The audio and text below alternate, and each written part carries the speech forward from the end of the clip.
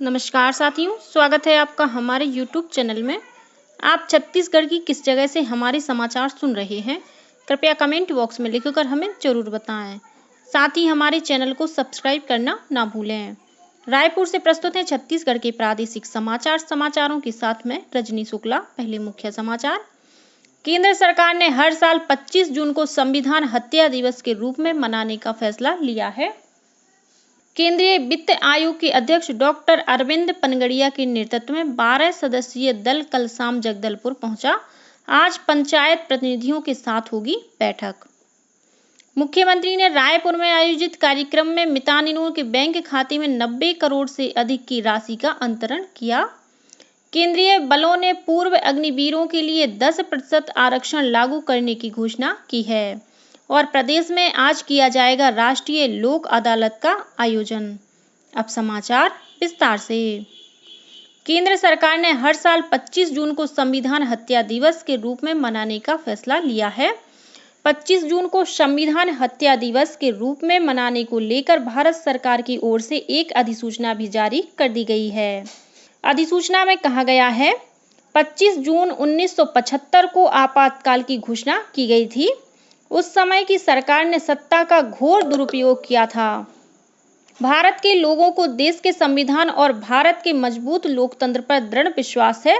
इसलिए भारत सरकार ने आपातकाल की अवधि के दौरान सत्ता के घोर दुरुपयोग का सामना और संघर्ष करने वाले सभी लोगों को श्रद्धांजलि देने के लिए 25 जून को संविधान हत्या दिवस घोषित किया है और भारत के लोगों को भविष्य में किसी भी तरह से सत्ता के घोर दुरुपयोग का समर्थन नहीं करने के लिए पुनः प्रतिबद्ध किया है। केंद्रीय वित्त आयोग के अध्यक्ष डॉक्टर अरविंद पनगड़िया के नेतृत्व में 12 सदस्यीय दल कल शाम बस्तर के संभागीय मुख्यालय जगदलपुर पहुंचा। यहां मां दंतेश्वरी एयरपोर्ट पर कलेक्टर और पुलिस अधीक्षक सहित जिला प्रशासन के अधिकारियों ने डॉक्टर पनगड़िया और दल के अन्य सदस्यों का स्वागत किया। दल ने कल चित्रकोट के क्षेत्र का भ्रमण किया। वहीं आज जगदलपुर जिला कार्यालय में पंचायत प्रतिनिधियों के साथ मुलाकात कर चर्चा की जाएगी। इससे पहले केंद्रीय वित्त आयोग के दल ने कल अपने छत्तीसगढ़ दौरे के दूसरे दिन नवा रायपुर में उद्योग और वाणिज्य संगठनों के प्रतिनिधियों के साथ चर्चा की। आयोग के अध्यक्ष और सदस्यों ने नवा रायपुर में निर्माणाधीन रेलवे स्टेशन, कैपिटल कॉम्प्लेक्स स्थित इंटीग्रेटेड कमांड कंट्रोल सेंटर और जंगल सफारी का भी अवलोकन किया। वहीं बीती शाम वित्त आयोग के सदस्यों ने रायपुर स्थित नालंदा परिसर की लाइब्रेरी का भी अवलोकन किया और विद्यार्थियों से बातचीत की। मुख्यमंत्री विष्णुदेव साय ने राजधानी रायपुर के दीनदयाल उपाध्याय ऑडिटोरियम में आयोजित कार्यक्रम में मितानिनों के बैंक खाते में 90 करोड़ से अधिक की राशि का अंतरण किया। इस राशि में केंद्र और राज्य सरकार के अंश के साथ ही मितानिन प्रोत्साहन राशि भी शामिल है। इस अवसर पर मुख्यमंत्री ने कहा कि स्वास्थ्य के क्षेत्र में राज्य भर में काम कर रही लगभग 72,000 मितानिनों का अमूल्य योगदान है। कार्यक्रम में उप मुख्यमंत्री अरुण साव और विजय शर्मा के साथ ही अन्य मंत्री, विधायक और अधिकारी मौजूद थे। कार्यक्रम की अध्यक्षता स्वास्थ्य मंत्री श्याम बिहारी जायसवाल ने की। मुख्यमंत्री विष्णुदेव साय ने कल रायपुर स्थित अपने निवास कार्यालय से 15 नए इंटरसेप्टर वाहनों को हरी झंडी दिखाकर रवाना किया। इन नए इंटरसेप्टर वाहनों की तैनाती रायपुर, बिलासपुर, दुर्ग, सरगुजा, कोरबा और रायगढ़ सहित 15 जिलों में सड़क दुर्घटनाओं पर प्रभावी नियंत्रण पाने के लिए की जाएगी। इंटरसेप्टर वाहन मिलने से नियमों का उल्लंघन करने वाले वाहनों को चिन्हित कर कार्यवाही की जा सकेगी। इन वाहनों में ध्वनि विस्तारक यंत्र तथा 360 डिग्री निगरानी के लिए सर्विलांस कैमरा भी हैं। इस अवसर पर उप मुख्यमंत्री विजय शर्मा भी उपस्थित थे। महिला बाल विकास मंत्री लक्ष्मी राजवाड़े ने कल रायपुर के ग्राम टेमरी स्थित शासकीय पूर्व माध्यमिक शाला परिसर से जल शक्ति से नारी शक्ति और एक पेड़ मां के नाम महावृक्षारोपण अभियान का शुभारंभ किया। अभियान के तहत प्रदेश के सभी आंगनवाड़ी केंद्रों में 3 लाख से अधिक पौधों का रोपण किया जाएगा। इस बीच कोंडागांव जिले के केशकाल वन मंडल में कल वन महोत्सव का आयोजन किया गया। इस अवसर पर टाटा मारी के इको पर्यटन केंद्र में एक पेड़ मां के नाम अभियान के तहत करीब 300 पौधे लगाए गए। इसके साथ ही विभिन्न स्थानों पर भी पौधारोपण किया गया। वहीं भिलाई के सेक्टर 2 में सीमा सुरक्षा बल द्वारा पौधारोपण कार्यक्रम का आयोजन किया गया। इस दौरान बीएसएफ के अधिकारियों और जवानों ने करीब 1000 पौधे लगाए। केंद्रीय बलों ने पूर्व अग्निवीरों के लिए 10% आरक्षण लागू करने की घोषणा की है। सीमा सुरक्षा बल, केंद्रीय रिजर्व पुलिस बल, केंद्रीय औद्योगिक सुरक्षा बल तथा सशस्त्र सीमा बल के प्रमुखों ने कहा कि पूर्व अग्निवीरों को आयु में छूट मिलेगी और उनके लिए कोई शारीरिक दक्षता परीक्षा भी नहीं होगी। इस बीच प्रदेश के राजनांदगांव और मुंगेली जिले में भारतीय थल सेना में अग्निवीर भर्ती के लिए आयोजित लिखित परीक्षा में उत्तीर्ण युवाओं को निःशुल्क शारीरिक दक्षता प्रशिक्षण प्रदान किया जाएगा। इसके लिए इच्छुक उम्मीदवार अपना नाम, पता, मोबाइल नंबर और आधार कार्ड के साथ जिला रोजगार तथा स्वरोजगार मार्गदर्शन केंद्र में संपर्क कर पंजीयन करा सकते हैं। छत्तीसगढ़ राजभवन में कल राज्यपाल विश्वभूषण हरिचंदन की अध्यक्षता में राजस्थान, महाराष्ट्र, पश्चिम बंगाल, हिमाचल प्रदेश और गोवा राज्यों का स्थापना दिवस मनाया गया।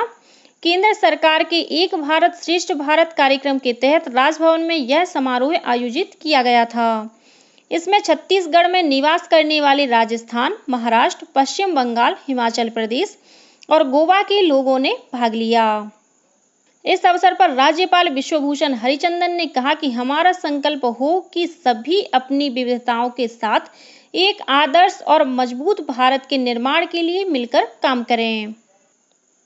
प्रदेश में आज राष्ट्रीय लोक अदालत का आयोजन किया जाएगा। राज्य विधिक सेवा प्राधिकरण बिलासपुर द्वारा प्रदेश के सभी जिला न्यायालयों और व्यवहार न्यायालयों में भी लोक अदालत आयोजित की जाएगी। इस लोक अदालत में आपसी सुलह से मोटर दुर्घटना दावा, जल कर, संपत्ति कर और राजस्व संबंधी विभिन्न मामलों का निराकरण किया जाएगा। भारतीय जनता पार्टी के प्रदेश अध्यक्ष किरण सिंह देव ने कल रायपुर में पत्रकारों से चर्चा करते हुए कहा कि छत्तीसगढ़ में विधानसभा और लोकसभा चुनावों में ऐतिहासिक प्रदर्शन करने के बाद भाजपा अब नगरीय निकाय और उसके बाद होने त्रिस्तरीय पंचायत चुनाव पर फोकस कर रही है। उन्होंने बताया कि आगामी 15 से 20 जुलाई तक विस्तारित जिला कार्य समिति की बैठकें आयोजित की जाएंगी। वहीं 21 से 25 जुलाई तक विस्तारित मंडल कार्य समिति की बैठकें होंगी। भाजपा प्रदेश अध्यक्ष ने बताया कि प्रधानमंत्री नरेंद्र मोदी के आह्वान पर एक पेड़ मां के नाम अभियान के तहत भाजपा कार्यकर्ता हर बूथ स्तर पर 51 पेड़ लगाएंगे। दूसरी ओर प्रदेश कांग्रेस अध्यक्ष दीपक बैज ने कल रायपुर में एक पत्रकार वार्ता में बताया कि प्रदेश में बिगड़ती कानून व्यवस्था को लेकर कांग्रेस 24 जुलाई को विधानसभा का घेराव करेगी। उन्होंने आरोप लगाया कि भारतीय जनता पार्टी की सरकार में प्रदेश की महिलाएं और आदिवासी सुरक्षित नहीं है। उन्होंने कहा कि नागरिकों में भय का माहौल है और अपराधी बेलगाम हो गए हैं।